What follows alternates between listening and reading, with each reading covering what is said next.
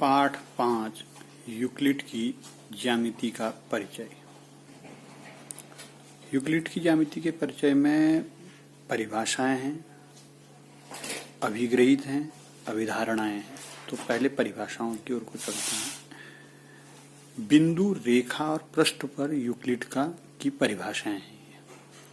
यानी बिंदु पर क्या होता है, रेखा क्या होती है, रेखा की परिभाषा, पृष्ठ की परिभाषा, ये लिया है। तो नंबर 1 है, बिंदु वह है जिसका कोई भाग नहीं होता। जैसे बिंदु हम अगर खींचें, जैसे ये है, हमने ये बिंदु खींच दिया है, इसका कोई पार्ट नहीं है, भाग नहीं है। जैसे मान लो हम त्रिभुज खींचते हैं तो इसके 3 भाग हैं, एक ये है, एक ये है, एक ये है। दूसरा है, एक रेखा चौड़ाई रहित लंबाई होती है। ये भी आसान है, देखो ये परिभाषा है रेखा की। जैसे ये लाइन खींची गई है, इसकी चौड़ाई अगर हम नापें तो ये चौड़ाई नहीं है।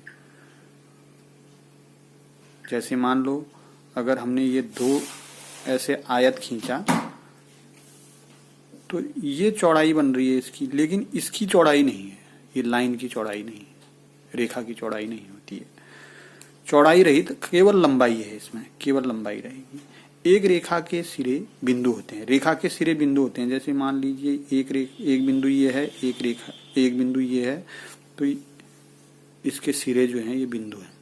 इन दोनों को मिलाते हुए, हम बिंदुओं को मिलाते हुए एक रेखा खींच सकते हैं। चौथा है, एक सीधी रेखा ऐसी रेखा है जो स्वयं पर बिंदुओं के साथ सपाट रूप से स्थित होती है,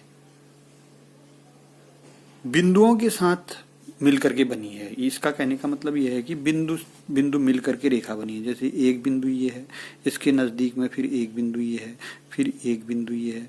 इस तरीके से बिंदु मिलकर के जो है नजदीक मिलकर के ये एक क्या बना रही है, लाइन बना रही है।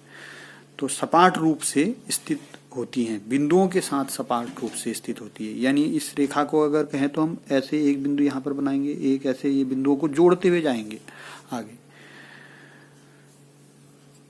एक पृष्ठ वह है जिसकी केवल लंबाई और चौड़ाई होती है। जैसे आपको ये दिख रही है, आपको ये पृष्ठ है, ये कॉपी दिख रही है, ये एक पृष्ठ है। ब्लैक बोर्ड है, एक पृष्ठ है, ठीक है। फर्श है, एक पृष्ठ है। दीवार है, एक पृष्ठ है। छत है, एक पृष्ठ है, जिसमें लंबाई और चौड़ाई हो गई। ये इसकी चौड़ाई हो गई और ये इसकी लंबाई हो गई, इस तरीके से। एक पृष्ठ के किनारे रेखाएं होती हैं, पृष्ठ के किनारे रेखाएं होती हैं। जैसे ये एक किनारा ये हो गया, एक किनारा ये हो गया, एक किनारा ये हो गया, 4 किनारे हो गए, ये रेखाएं हैं। पृष्ठ के किनारे रेखाएं होती हैं। एक समतल पृष्ठ ऐसा पृष्ठ है जो स्वयं पर सीधी रेखाओं के साथ सपाट रूप से स्थित है। अब समतल पृष्ठ ये जो है, जैसे ये पृष्ठ समतल है, अगर हम इसको ऐसा कर दें टेढ़ा, यूं ऐसे करके, फिर समतल नहीं कहा जाएगा, फिर ये नत समतल हो जाएगा। तो समतल पृष्ठ ऐसा पृष्ठ है जो स्वयं पर सीधी रेखाओं के साथ सपाट रूप से स्थित है। ये सीधी रेखाएं हैं, इस पर सपाट रूप से स्थित है। यूक्लिड के अभिग्रहित वे वस्तुएं जो एक ही वस्तु के बराबर हों, एक दूसरे के बराबर होती हैं।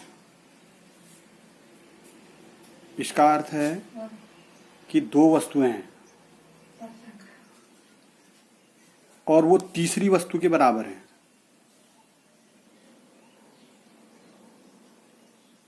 दो वस्तुएं तीसरी वस्तु के बराबर है, तो वो दोनों वस्तुएं भी आपस में बराबर होंगी। दूसरा, यदि बराबरों को बराबरों में जोड़ा जाए तो पूर्ण भी बराबर होगा। जैसे हम ये कर लेते हैं कि जैसे मान लीजिए हमारे पास 10 एक संख्या है, 10 बराबर हमारे पास 10 होगा। फिर 10 रुपये मेरे पास हैं, 10 रुपये आपके पास है।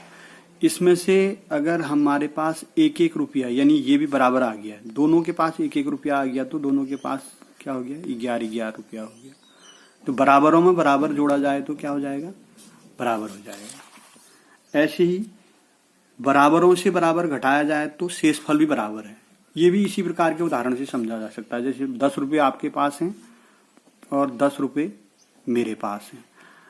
1 रुपया मैंने खर्च कर दिया, 1 रुपया आपने खर्च कर दिया, तो मेरे पास भी 9 रुपये रह गए, आपके पास भी 9 रुपये रह गए। बराबरों से बराबर घटाया जाए तो शेषफल भी क्या होता है, बराबर हो जाता है।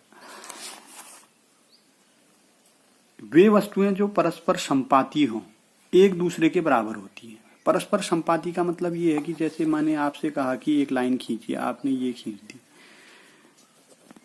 A B. अब मैंने जो है किसी दूसरे से कहा कि एक लाइन और खींचिए, एक लाइन इसमें खींचिए, तो उसने भी इसी के ऊपर खींच दी, मैंने उसका नाम सी डी रख दिया। तो ये दोनों लाइनें आपस में संपाती लाइनें हैं, तो ये आपस में क्या है, बराबर है। तो वे वस्तुएं जो संपाती होती हैं वो एक दूसरे के बराबर होती हैं। पूर्ण अपने भाग से बड़ा होता है। पूर्ण का मतलब ये है कि जो पूरा है, जैसे ये लाइन एक पूर्ण लाइन है ए बी, अगर इसका छोटा सा भाग रख दिया जाए सी, यानी ए सी भाग है और ए बी क्या है, पूर्ण है। तो पूर्ण अपने भाग से बड़ा होता है हमेशा।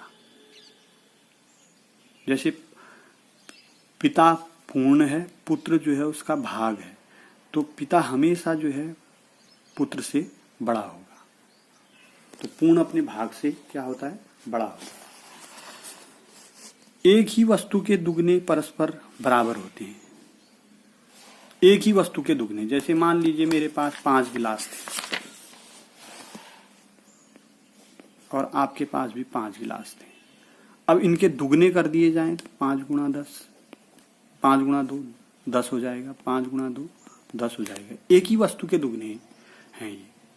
5 गिलास आपके पास थे, 5 गिलास मेरे पास थे, तो दुगने कर दिए तो 10-10 गिलास हो गए।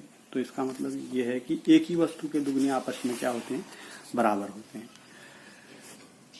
एक ही वस्तु के आधे भी परस्पर बराबर होते हैं। ये भी इसी उदाहरण से समझा जा सकता है। जैसे मान लो आपके पास 10 कटोरे थे और मेरे पास भी 10 कटोरे थे, ठीक है, और आधे कर दिए हमने कटोरे, 10/2 10/2, तो 5 कटोरे मेरे पास रह गए, 5 कटोरे आपके पास रह गए। तो एक ही वस्तु के आधे जो हैं क्या होते हैं, बराबर होते हैं। अब यूक्लिड की अवधारणा है। एक बिंदु से अन्य बिंदु तक एक रेखा खींची जा सकती है। यानी जैसे हम कह दें एक बिंदु ये है और एक अन्य बिंदु ये है, तो यहां से यहां तक एक लाइन खींची जा सकती है।